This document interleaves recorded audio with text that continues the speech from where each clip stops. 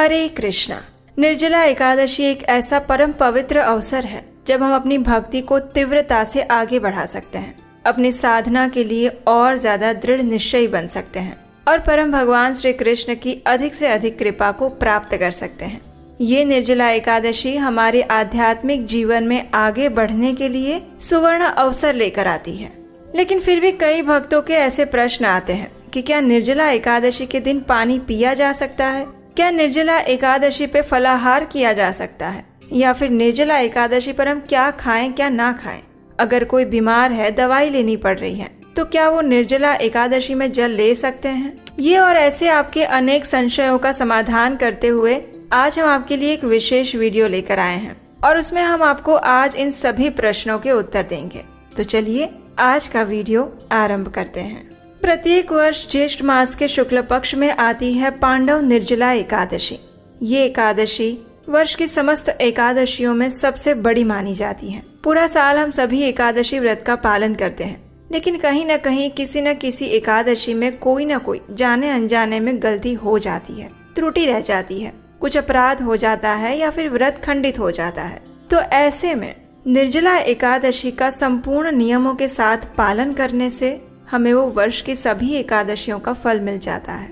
और इसीलिए इस पांडव निर्जला एकादशी के दिन हम न सिर्फ अन्न का त्याग करते हैं, अपितु अन्न के साथ साथ हम जल का भी त्याग करते हैं। हाँ, हम जानते हैं कि ये गर्मी का समय है और ऐसे समय में बिना जल के रहना आसान तो बिल्कुल नहीं होता, लेकिन फिर भी ये तपस्या है हमारे शरीर के लिए, हमारे मन के लिए और हमारे आध्यात्मिक जीवन में प्रगति करने के लिए। और इसीलिए निर्जला एकादशी के दिन जल नहीं पी सकते। अगर आप शारीरिक रूप से स्वस्थ हैं, युवा हैं, कोई बीमारी नहीं है, तो आपको ये निर्जला एकादशी बिल्कुल नियमों के साथ बिना जल और बिना अन्न के ही रखनी चाहिए। कई बार लोग प्रश्न पूछते हैं कि अगर कोई व्यक्ति बीमार है या फिर उसको दवाई लेनी पड़ रही है तो वो निर्जला कैसे रखें। तो देखिए, अगर बहुत प्रयास करने के बाद भी आपको ऐसा लग रहा है कि आप पूरा दिन निर्जल नहीं रह सकते या फिर आपको दवाई लेनी पड़ रही है, तो कम से कम ये प्रयास करना चाहिए कि आप दोपहर 12 बजे तक बिना जल के रहें। यानी कि दोपहर 12 बजे तक जल की एक बूंद भी मुंह में नहीं जानी चाहिए।